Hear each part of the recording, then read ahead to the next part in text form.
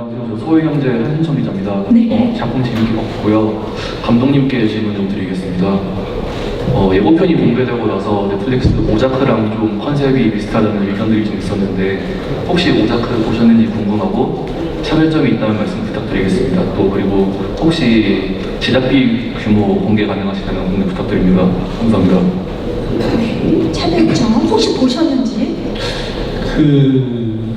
대본을 보신 분들이 우리가 촬영에 들어가기 전에 오자크 얘기를 하시는 분들이 좀 있었어요. 그래서 아마 소재적으로 비슷한 측면이 좀 있었나 봐요. 그래서 그럼 저도 봐야겠다라고 생각을 하고서 오자크를 이제 그전에는 보지는 못했었고, 그래서 근데 이게 제가 게을러서 그런 건지 아니면은 제 스스로 이제 그런 걸 보면 이제 영향을 받을 거에 대한 걱정. 그래서 사실은 초반 프롤로그 들어간 고지점쯤 보다가 보면 안 되겠다 라는 생각이 들어서 아예 일부러 안 본 상황이었고요. 그래서 그럼에도 불구하고 이제 얘기를 들었을 때는 어떤 지점에서 이제 그런 내용이 있겠구나라는 생각은 들었어요. 근데 제가 만약에 그걸 봤으면 오히려 그것 때문에 그런 어떤 지점에 제가 영향을 받을 것 같아서 사실은 일부러 좀 대처한 측면이 있었고, 오히려 굳이 제가 가져가고 싶었던 작품은 파고였어요. 파고의 어떤 지점이 우리랑 비슷한 지점이 있겠다라고 생각하지 않았고, 그래서 그런 지점이었기 때문에 그럼에도 불구하고 아마 오자크랑 소재적으로 이제 상충하는 지점이 있다라고 하더라도, 근데 저희는 우리나라라는 공간이나 가족이라는 특수성 자체가 다른 유럽이나 이런 문화권에 있는 것하고는 좀 다른 의미가 있는 것 같아요. 특수성이 있어가지고. 그래서 아마 어떤 지점까지 있지는 모르겠으나 내용상으로는 아마 그 지점에서 어쩔 수 없이 태생적으로 같은 느낌을 가져가지는 못했을 것이다. 아마 그냥 미로 짐작하는 정도. 제작비는 제가 공개할 수 있는 상황은 아닌 것 같아서 그 지점은 패스하겠어요. 네, 감사합니다. 자, 혹시 또 질문 있으신 기자님 계시면 네, 이번에는 오른쪽 뒤쪽으로 가보겠습니다. 안녕하세요. 네, 안녕하세요. 저 한류타임즈 함성범 기자입니다. 네. 박희순 씨랑 윤진서 씨한테 질문인데, 박희순 씨 같은 경우에는 마이네임으로 조직보스 이제 이런 분야에 이제 정점을 한번 찍으셨는데 또 비슷한 직업군이죠. 어떻게 이걸 만들지 차별화나 부담감 이런 고민 많으셨을 것 같은데 그 부분 말씀 부탁드리고, 윤진서 배우는 되게 오랜만에 나오셨는데 되게 많이 활동하시다가 진짜 오랜만에 이렇게 나오셨는데 그동안 뭐 하셨는지 그동안 근황 어떻게 지내셨는지 많이 이제 궁금해하실 수 있어요. 윤진서 씨부터 좀 그동안 어떻게 지내셨는지 여쭤볼게요. 작품을 안 하고 싶어서 안 보였던 건 아니고 항상 작품을 기다리지만 뛰어들 만큼 정말 이렇게 되게 쉬고 싶었었던 것 같아요. 쉬고 싶었었던 마음이 항상 있었는데 그거 마음과 같이 또 일하고 싶은 마음도 같이 존재했었던 것 같거든요. 그러면서 당연히 작품을 기다리긴 하는데 그 마음이 이렇게 어느 정도 서로 충돌하는 상태에서 되게 재밌는 개인적인 생활을 보내다가 드디어 만난 거죠, 모범 가족을. 그래서 그동안 놀았어요. 잘 놀았어요. 바다도 많이 가고 책도 많이 보고 영화도 많이 보고 광화문 근처에 산책도 많이 다니고 그렇게 잘 지내다가 작품을 기다렸지만 드디어 그랬습니다. 네, 근데 정말 참 솔직하게 말씀해 주신 것 같아요. 참 쉬고 싶은 마음과 일하고 싶은 마음이 항상 공존하는데 근데 잘 쉬셨기 때문에 또 이렇게 잘 담을 수 있는 배우가 된 것 같아요.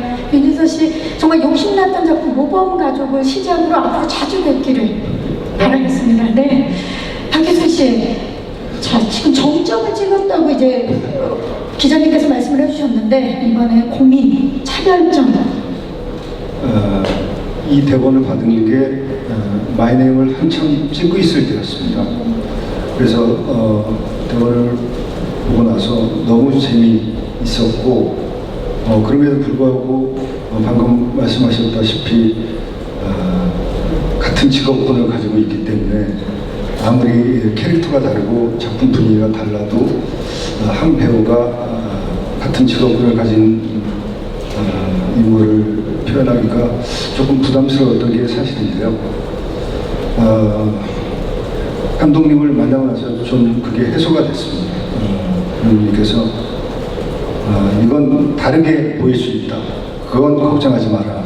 라고 근거 없는 자신감을 보이시길래 혹해서 뭔가 있나 보다 하고 하게 됐고, 사실 같은 직업군이라고 해도 뭐가 잘 될지 우린 결과는 모르는 거잖아요. 그래서 마이네임을 찍고 있던 와중이었지만 이 대본도 놓치고 싶지 않아서 최대한 힘을 빼고 다른 캐릭터를 보여주자라는 생각에서 하게 됐고, 마이네임의 무진이 뜨거운 남자였다면은 광철은 약간 메마르고 건조한 남자, 힘 빼고 외로움과 험함을 보여주자, 이런 의미에서 이 작품을 선택하게 됐습니다. 고독하고 외로운 광철. 그동안 맡으셨던 그 조직들을 다 합치면 정말 대한민국을 통폐를 할 수 있지 않을까 싶을 정도로 조직이 굉장히 크지 않습니까? 안 부럽지 않습니다. 좋습니다. 또 질문 있으신 기자님 계시면 네, 중앙에 이번에 왼쪽으로 가봅니다. 안녕하세요. 안녕하세요. 코리아 중앙데일리 이재림 기자라고 합니다. 네. 저는 배우님들과 이제 감독님 통틀어서 통합 질문 하나 드리고 싶은데요. 이게 이제 제목 자체가 모범이랑 가족, 그걸 두 단어를 분리했을 때 둘 다 이제 약간 사회적으로 뭔가 주는 의미가, 생각되는 이미지, 통상적인 이미지가 있잖아요. 그래서 그거를 둘 다 다루는 작품인 것 같은데, 이거는 각자 배우님이 연기하시는 역할에서 이게 어떻게 다가왔는지, 이 작품이 어떻게 다가왔는지에 대해서 여쭤보고 싶고, 감독님한테도 이 모범 가족의 의미에 대해서 조금 더 자세하게 설명해 주시면 감사하겠습니다. 네, 우리 감독님께서 그럼 먼저 이 모범 가족, 우리 또 기자님께서 모범 가족 붙일 수도 있지만 모범이라는 단어의 의미와 가족이라는 단어의 의미를 또 따로 정의할 수 있기 때문에 그 질문도 해주신 것 같아요. 작품의 의미에 대해서 감독님께서 먼저 좀 더 첨언을 해주시고, 우리 또 배우분들이 생각하는 이 의미나 또는 작품의 의미를 좀 말씀해 주시면 좋을 것 같아요. 감독님. 서두에서도 얘기했던 것처럼 모범이라는 말은 가치 평가적인 표현이에요. 다른 사람이 껍데기라고 해야 될까? 외형만 보고서 이제 거기에 대해서 막연한 내부 속사정을 모르는 상태에서 되게 모범적이다 라고 얘기를 하는 그런 느낌으로 표현할 때 모범이라는 얘기였어요. 근데 어떻게 보면 되게 무책임한 단어일 수 있잖아요. 그렇게 생각하면 모범이라는 건 되게 무책임한 단어인데, 그러면은 이 무책임한 단어는 그 속에 들어가서 봐야지만 우리가 이거 실제로 여기에다 모범적이라는 표현을 평가를 해줄 수 있는지는 그거는 당사자들, 실제 현실을 만났던 이 당사자들만 알 수 있는 상황이거든요. 그러면 가족이라는 말은 어떻게 붙었냐면, 모범이라는 의미는 이제 그렇게 돼 있는데, 우리는 가족은 천부적인 거라서 아예 생애적으로 가지게 되는 건데, 선언할 수가 없잖아요. 미리 학습할 수 없는 거.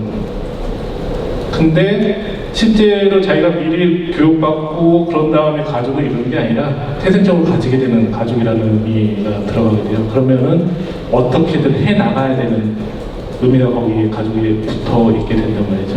근데 그게 이제 모범이라는 단어랑 같이 만나면은, 그렇기 때문에 외부에서 볼 때는 규범적으로 이런 정도면은 모범적이야, 모범적인 가족이야 라고 얘기할 수 있지만, 내부로 들어왔을 때 실제 당사자들이 겪는 거는 한 번도 경험해보지 못한, 이제 막 헤쳐나가고 있는 가족을 겪고, 이 사람들이 진짜 모범적인가 보고 나서 판단할 문제이기 때문에 그 지점에서 역설이 있다고 생각하는 거고, 그런 면에서 생각할 때 사실은 아까도 얘기했지만 선언적이지 않기 때문에, 더구나 이런 가족들은 서툴러요. 저도 그렇고 가족을 이루지 못하는 분들이 서툴거든요. 그 서툴음이 어디서 기인하는지를 이제 보게 되는 거죠. 그 지점을 가져가고 싶었고, 또 하나는 마지막 하나만 더 얘기하면, 가족은 우리나라 문화권에서는 되게 특수성을 가지고 있어요. 아까 전에 오자카 얘기할 때도 마찬가지 얘기를 했었는데, 우리 문화권에서 가지고 있는 가족이라는 의미는 굉장히 특수한 상대적으로 그런 의미까지 같이 곁들여져서 모범 가족 진짜? 다 보고 나서 우리 가족은 모범적이었어? 아니면 아니었다라고 하면 뭐 때문에 아닌 거지?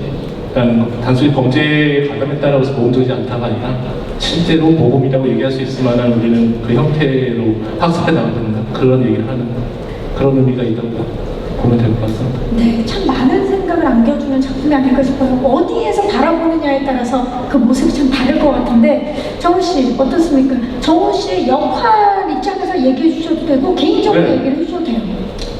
모범적으로 살고 싶어하는 모범 가족이 되고 싶어하는 그런 동화의 어떤 염원, 마음인 것 같아요. 네, 전 그런 마음으로 느꼈던 것 같습니다. 모범적으로 물론 이제 계속 표면적으로 뭐 역설적인 느낌들이 들어갈 수도 있고 이런데 제가 느낄 때는 그렇게 느끼고 연기를 한 것 같아요. 살고 싶어하는. 예, 예. 박희순 씨는 어떻습니까? 황철. 모범이라는 건 역설적인 표현이라는 게 맞는 것 같고, 가족이라는 거는 실제 존재하는 가족도 있지만 어떤 사회든 조직이든 가족이라는 것을 굉장히 강요하고 주입시키는 경향이 있는 것 같아요. 그렇기 때문에 또 희생을 강요하고 그 조직원이 되기 위한 그런 도구로 가족이라는 단어가 또 쓰이기도 하는 것 같아요. 그래서 이 작품에서의 가족은 굉장히 광범위하고 넓은 의미라고 생각합니다. 윤지수 씨. 저도 모범이라는 이야기를 들었을 때 뭔가 있겠구나. 그 대본에 있는 그 제목만 읽었을 때도 모범이라는 그 단어가 저한테도 조금 뭔가 다른 의미로서 다가왔던 부분이 있었고요. 가족이라는 게 좀 나이가 조금씩 들면서 예전에는 당연하게 생각했던 부분이 많았거든요. 근데 조금씩 저도 이제 제 가족이 생기고, 그런데 원래 있던 가족도 있고, 그런 일들이 겪으면서 가족이라는 의미가 굉장히 좀 더 짙어지고 깊어지는 와중인 것 같은데, 그러면서 그 가족이라는 의미가 계속 변하지 않을까, 누구에게나 그런 생각이 드네요. 네, 계속 변하는 이름. 네. 자, 지현 씨. 주연의 입장에서 제가 이제 잠깐 지나가는 장면들이긴 하지만 동화의 가족을 물끄러미 바라보는 장면들이 몇 군데가 있어요.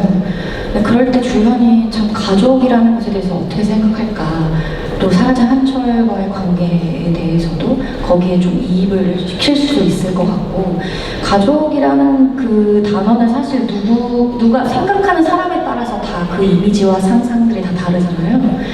제가 생각하는 가족은, 이 작품에서의 가족은 가장 평범한 게 가장 평범하게 살고 싶은 그런 가족을 꿈꾸는 것 같아요. 모두가 그냥 다른 거 필요 없고 그냥 우리 평범하게만 살고 싶다, 그냥 그런 모습들을 이 모범 가족 안에 있는 다양한 가족들을 보면서 좀 생각을 했었던 것 같습니다.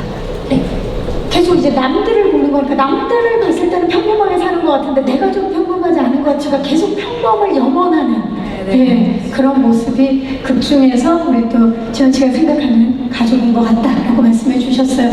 혹시 마지막 질문 있으신 기자님 계시면 네, 중앙에 살짝 오른쪽입니다. 안녕하세요. 네, 안녕하세요. 저 더팩트의 김새별이라고 합니다. 저 일단 감독님께 질문 하나 드리고 배우들께는 그냥 짧게 관전 포인트 말씀해 주셨으면 좋겠고요. 네.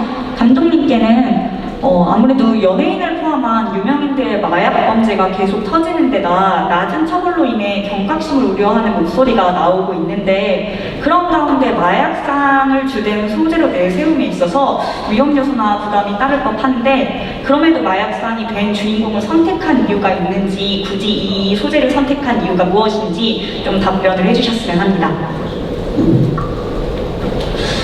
일단 저희 사회하고 관련돼서 그 마약이 지금 좀 다른 지점에서 밀접하게 들어가 있는 우려스러운 상황이에요. 사실 가령 예를 들어서 어떤 유흥주점이든 아니면 소수의 몇 명들이 그 폐쇄된 공간에서 벌이는 그 마약과 관련된 사건들, 아마 우리 현실에서 그게 더 피부로 더 와닿는 상황일 거예요, 아마. 근데 저희가 지금 다루고 있는 그 마약, 사실은 저희 현재 상황하고 실제 상황하고 그렇게 부응하는 상황은 사실은 아니에요. 그렇다고 하면 마약을 굳이 왜 끌고 왔느냐?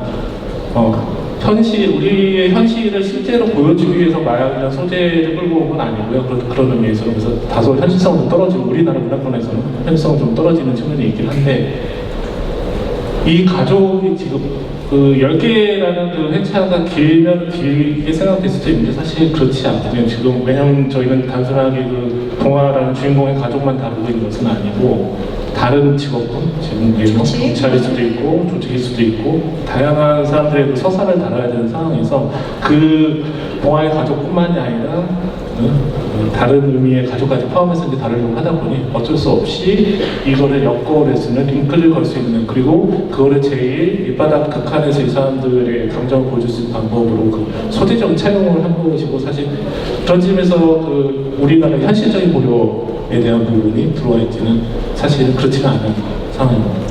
이 각자 다른 가족이 얽히고 설키는 그 소재적인 상황에 있어서 이게 필요했다라고 이제 말씀을 해주셨습니다.